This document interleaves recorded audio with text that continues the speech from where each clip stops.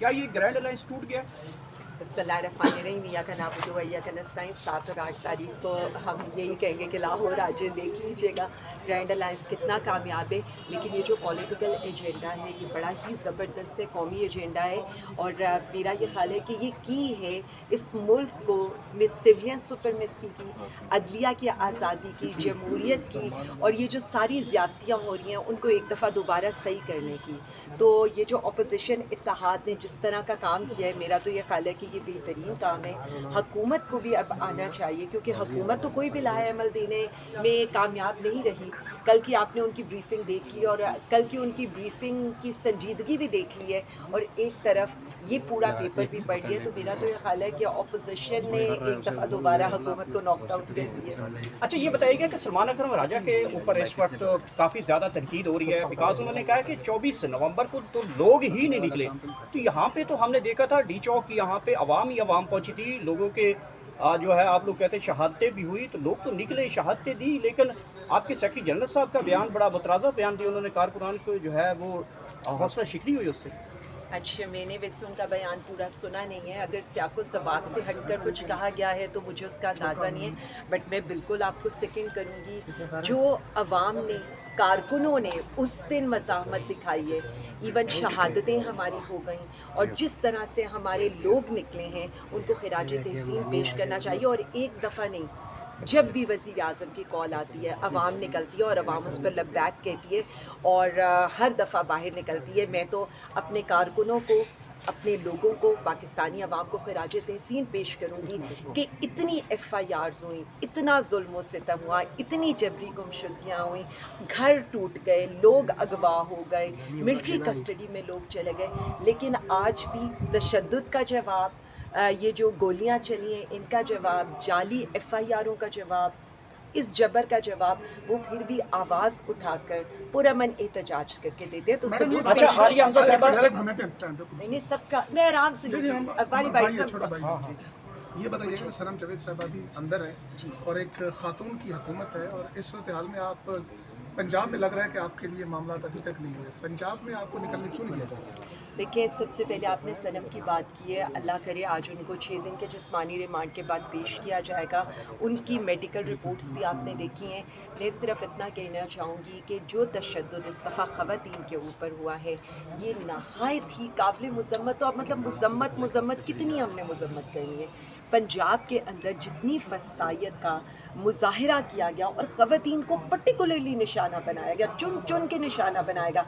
मेरे ख़्याल में आप लोगों ने उस दिन अडियाला के बाहर मेरे पर हुआ तशद्दुद भी मेरे से ज़्यादा आप लोगों ने रिपोर्ट किया था, और आपके सामने खुलेआम हो रहा था, उसमें किसी का डर नहीं था। फिर सनम के ऊपर, फिर जो हमारी हेल्थ अलायंस की डॉक्टर्स के साथ, हेल्थ वर्कर्स के साथ तशद्दुद किया गया।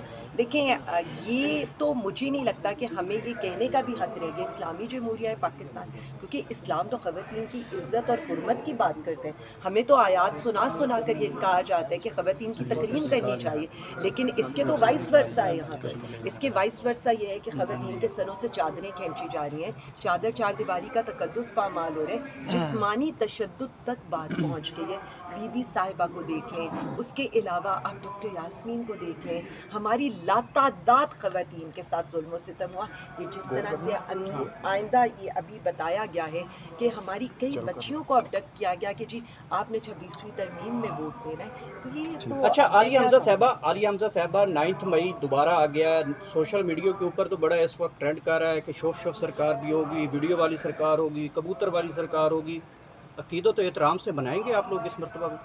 देखिए जी, सबसे पहले तो मैं ये बता दूं कि आपको पता है कि जिस तरह की फस्तायत हम पर मुसल्लत की जाती है, आपने हमारा भी देखा है कि हमें भी शायद 2.5 साल समझ आ गई है कि हम पे रेड्स भी होनी है, FIRs भी होनी है, हमारे घरों के बाहर भी इन्होंने खड़ा होना है। तो हमेशा हम कहते हैं ना, ये अपने लिहाज से प्लानिंग करते हैं, हम अपने लिहाज से प्लानिंग करते हैं, तो आपको सब कुछ नजर आएगा। नवाज शरीफ और मरियम नवाज लेकिन पूरा मत दो। अभी तक एक मुज़म्मती बयान दिया, मोदी पर कमेंट नहीं किया, इसकी वजह क्या लग रही है आपको? उस खानदान से कोई एक बंदा भी मोदी का नाम लेते हुए घबराता है या नाम लेते हुए शर्माता है? इस शर्म की वजह क्या समझती हैं? دیکھیں جی، سیدھی سی بات ہے، نواسی کی شادیوں میں آپ نے بلانا ہو، مری تک بغیر ویزا لگوا کر لے کر جانا ہو، ڈان لیکس ہو یا والیوم 10 ہو، یا اس کے علاوہ بھی آپ یہ دیکھ لیں کہ بامبے حملوں کا ایون جو الزام ہے وہ بھی لگایا جاتا ہے اپنے ہی لوگوں کے اوپر. اور اب بھی جو وزیر دفاع کا جو بیانات ہیں یا جو سو کالڈ ان کے اتحادی بیٹے وہ جس طرح کا پاکستان پر الزام لگا رہے ہیں، ہم میں سے تو کوئی ٹویٹ بھی کرتا ہے تو اس پہ دہشت گردی کے مقدمے ہو جاتے ہیں. مجھے تو سمجھ نہیں آ رہی ہے کہ ان کی زبان بندی وہ کیسے کرائیں گے اور ان